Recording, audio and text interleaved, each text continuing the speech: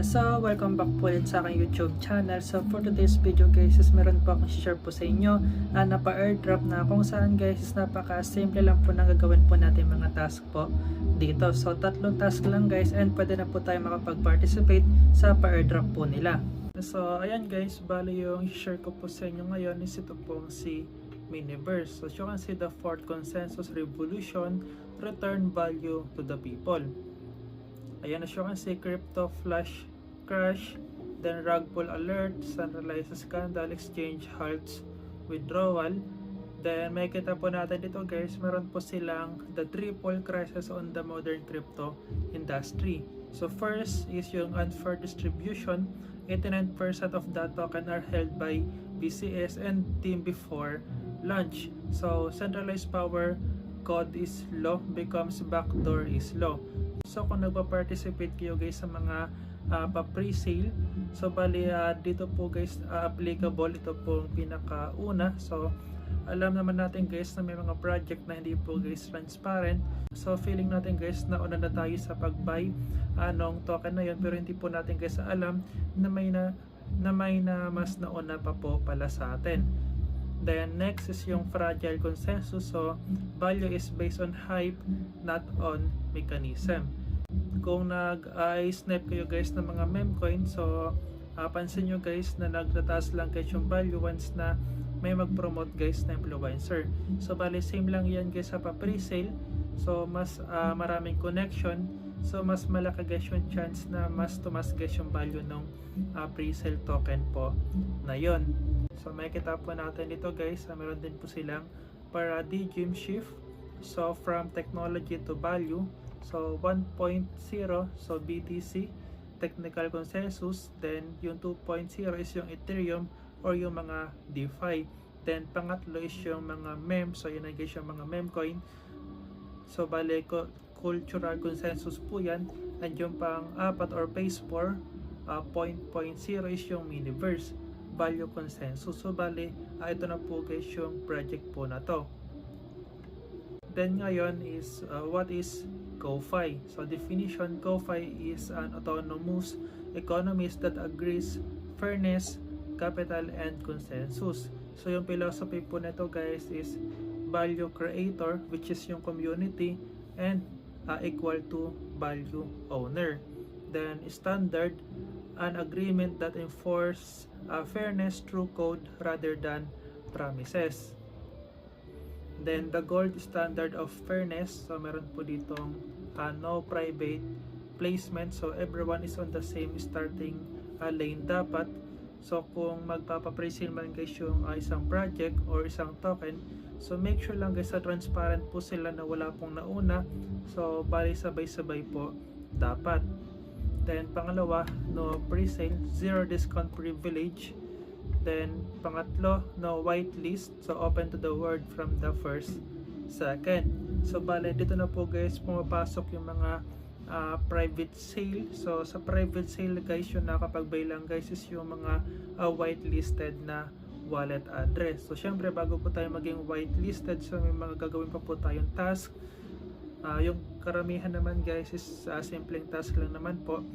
Then may mga task din na syempre na mahirap. Then panghuli is no team reservation. So dapat pantay-pantay po lahat. So kung paano po guys bumili, yung nag-participate, so ganoon din po dapat guys yung sa team. Then next is trust is not spoken, it is written in a code. So parang pumapasok dito guys yung transaction sa blockchain. So syempre pag transparent guys yung project po, so syempre mas magtitiwala po tayo. So nakalagay po dito power born, so the initial liquidity pool management rights are permanently destroyed, then stop running away, so the team burns the only key to the vault. And then panghuli, 100% stake binding, so the team relies solely on tax revenue and is entirely dependent on the ecosystem prosperity. Then what is Miniverse? So ano nga ba guys ito pong si Miniverse? So first is identity. So the word first CoFi value deflation protocol, not a company, it is code, not an item, it is a sport. Then action. Then we write trust into smart contracts and return power to everyone. Then yung mission po nila guys is to build a fair value network without bookmakers and only communities. Then why is Miniverse not replicated? So dual core drive po sila. So created the original LP value cornerstone plus yung mining machine growth engine to solve the problem of capital depletion. The next is mathematical scarcity. Ayan, daily output born plus LP withdrawal born. So sa mga di po guys nakakalam kung ano po yung LP, so bali liquidity pool po yan. Then internal circulation, reward are accelerated, promotion does not create bubbles and create perpetual buying. So bali wala po dapat pa-private or wala po dapat guys palakasan. Then from consensus protocol to CoFi Central Bank. Then ayan guys, join the revolution in the code we trust. Then ngayon guys, proceed naman po tayo kung paano po tayo guys makapag-participate sa per-airdrop campaign po nila.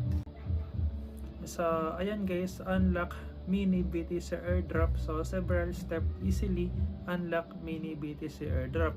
So expected to arrive within 30 days once na matapos po natin guys yung mga task po dito. So unang-una guys is kailangan po natin i-follow yung Twitter po nila. Pangalawa, kailangan po natin guys mag-join sa Telegram group po nila. Then pangatlo, so kailangan po natin guys mag-post ng tweet about guys sa Miniverse, sa Instagram or sa Facebook or sa Twitter po, pero mas maganda guys sa Twitter. Then pang-apat, once na matapos po natin guys yung task 1, 2, 3, so kailangan po natin guys fill upan yung Google form po dito. So ayan guys, bali ito po yung Telegram po nila. So mag-join na lang kayo guys. So meron na po sila guys 148,000 na members po dito. Then ito naman guys yung Google form na kailangan po natin fill upan once na matapos po natin guys yung task. So kailangan lang po natin guys ilagay yung name po natin dito, Telegram username, then Twitter username, then ayan, yes nyo lang yan guys. Then paki-paste guys nung link nung post nyo po sa Twitter or yung tweet nyo po. Then wallet address, so pwede kayo guys gumamit dito ng MetaMask. So ayan, BNB chain. Then additional comments, so bali kahit wala na po yan, and click nyo lang guys ito pong submit. Then after nyan guys, once na qualify po kayo, so magantay na lang kayo guys ng 30 days para guys ma-receive po ninyo sa wallet address na nilagay nyo po sa Google form. So ayun lang guys, kung may katanungan po kayo, so pa-comment na lang po dyan guys sa ating comment section. So ayun lang po, maraming salamat po sa inyo guys, keep safe. So ayun lang po, maraming salamat po sa inyo guys, keep safe mga lods, spread love not hate, peace out.